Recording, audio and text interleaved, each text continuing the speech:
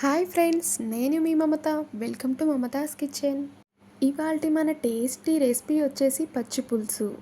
ఈ పచ్చి పులుసు అన్నంలోకి కానీ, ఆలు ఫ్రైలోకి కానీ, పప్పులోకి కానీ, చికెన్లోకి కానీ సూపర్ టేస్టీగా ఉంటుంది. ఇది తెలంగాణ ఫేమస్ పచ్చి పులుసు. ఇప్పుడు అందరూ కూడా ఈ పచ్చి పులుసుని చాలా ఇష్టంగా ఆస్వాదిస్తున్నారు. మరి ఈ టేస్టీ పచ్చి పులుసు ఎలా చేయాలో వీడియోలో చూసేద్దాం. అంతకంటే ముందు మా ఛానల్ని ఫస్ట్ టైం చూస్తున్న వాళ్ళు లేదా సబ్స్క్రైబ్ చేసుకునే వాళ్ళు ప్లీజ్ సబ్స్క్రైబ్ చేసుకోండి. ఇప్పుడు ఒక బౌల్లోకి చింతపండుని తీసుకోండి. శుభ్రంగా కడిగిన తర్వాత వాటర్ పోసి నానబోయండి. మీకు తొందరగా నానాలంటే వేడి నీళ్ళు పోసి నానబెట్టండి. ఇప్పుడు పచ్చిమిర్చిని తీసుకున్నాం. ఒక 6-7 వరకు పచ్చిమిర్చిని తీసుకొని పక్కన పెట్టుకుందాం. అలాగే కొద్దిగా అల్లంని కూడా తీసుకుందాం. ఇది పచ్చి పులుసులోకి చాలా టేస్టీగా ఉంటుంది. కొద్దిగా సాల్ట్‌ని కూడా తీసుకోండి. మీ దగ్గర కల్లుప్పు లేకపోతే మెత్తటుప్పు అయినా సరే తీసుకోండి. అలాగే ఒక ఉల్లిగడ్డని ఇలా నిలువుగా కట్ చేసి ఇలా తీసుకోండి. అలాగే కొత్తిమీరని కూడా కాస్తంత కట్ చేసి పక్కన పెట్టుకోండి. ఇప్పుడు ముందుగా స్టవ్ ఆన్ చేసి గిన్నె పెట్టుకొని ఆ గిన్నె హీట్ అయ్యాక 2 టేబుల్స్ వరకు ఆయిల్ పోయండి. ఇప్పుడు ఆయిల్ కాస్త హీట్ ఎక్కాక మనం ఆవాలు అలాగే చిటికెడు జీలకర్ర వేసుకుందాం.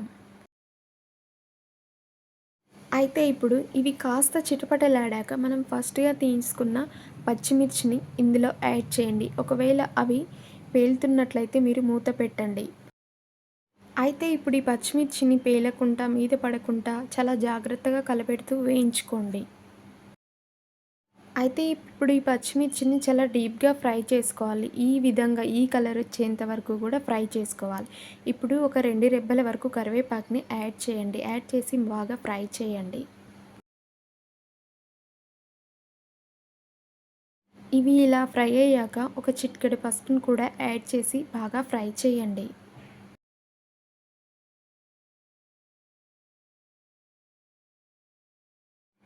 ఇందులోకి కాస్త అల్లాన్ని కూడా యాడ్ చేయండి. ఈ అల్లాన్ని అస్సలు మిస్ చేయకండి. ఈ పచ్చి పులుసులోకి అల్లం అనేది చాలా చాలా టేస్టీగా ఉంటుంది. సో స్కిప్ చేయకుండా అల్లాన్ని వేయండి. అలాగే ఈ కలర్ వచ్చేంత వరకు కూడా ఈ పచ్చిమిర్చిని అన్నిటిని కూడా కలియబెడుతూ డీప్‌గా ఫ్రై చేయండి. పచ్చిమిర్చి అంతా కూడా ఈ విధంగా ఫ్రై అయ్యాక మనం ముందుగా నానబెట్టుకున్న చింతపండుని ఇలా చేతులతో పిసికి ఇలా రసాన్నంతా కూడా పచ్చి పులుసులో పోయండి. ఇలా పోసిన వెంటనే స్టవ్ ఆఫ్ చేయండి. ఇక్కడ స్టవ్ అనేది ఆఫ్ చేయకపోతే మనకి టేస్ట్ అనేది మొత్తం పోతుంది. సో పచ్చి పులుసు పోయగానే 1 టైం పోయగానే స్టవ్ అనేది ఆఫ్ చేయండి. సో పులుసు క్వాంటిటీని బట్టి కొద్దిగా వాటర్ అనేది యాడ్ చేసుకోండి. ఇప్పుడు కల్లుప్పు లేదా మెత్తటుప్పు ఏదైనా తీసుకొని ఇప్పుడు మనం అందులో వేసిన పచ్చిమిర్చిని అంతా కూడా ఇలా చేతులతో దగ్గరగా తీసుకొని ఇలా చేతిలో పట్టుకోండి. ఇలా అన్నిటినీ కూడా చేతిలో తీసుకున్న తర్వాత ఇప్పుడు మనం కల్లుప్పుని ఆ పచ్చిమిర్చి మీద పోయండి. పోసిన తర్వాత ఇలా నేను చూపిస్తున్న విధంగా వీటన్నిటిని కూడా పిసికి అందులో కలపండి. కల్లుప్పు అయితే త్వరగా మెదుగుతాయి కాబట్టి నేను కల్లుప్పు తీసుకోమన్నాను. లేదా మీ దగ్గర మెత్తటుప్పు ఉన్నా సరే ఈ విధంగా మెత్తగా పిసికిన తర్వాత పచ్చిపులుసులో అనేది కలిపేయండి. ఇంకా మిగిలిన పచ్చిమిర్చిని కూడా తీసుకొని అదే విధంగా కొంచెం సాల్ట్ వేసుకొని మరలా కూడా అదే విధంగా పిసికి అందులో పోయండి. ఇప్పుడు ఉప్పు అంతా కూడా అందులో కలిసేలా ఒకసారి కలబెట్టండి. ఇప్పుడు మనం ఫస్టే కోసుకున్న ఉల్లిగడ్డలన్నిటిని కూడా ఇందులో యాడ్ చేయండి. అదేవిధంగా మనం ఫస్టే తరిమి పెట్టుకున్న కొత్తిమీరను కూడా ఇందులో యాడ్ చేయండి.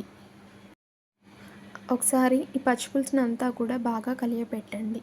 అంతే, మనకి ఎంతో టేస్టీ అయిన పచ్చిపులుసు రెడీ అయిపోయింది. లేదా చింతపండు చారు అనేది రెడీ అయిపోయింది.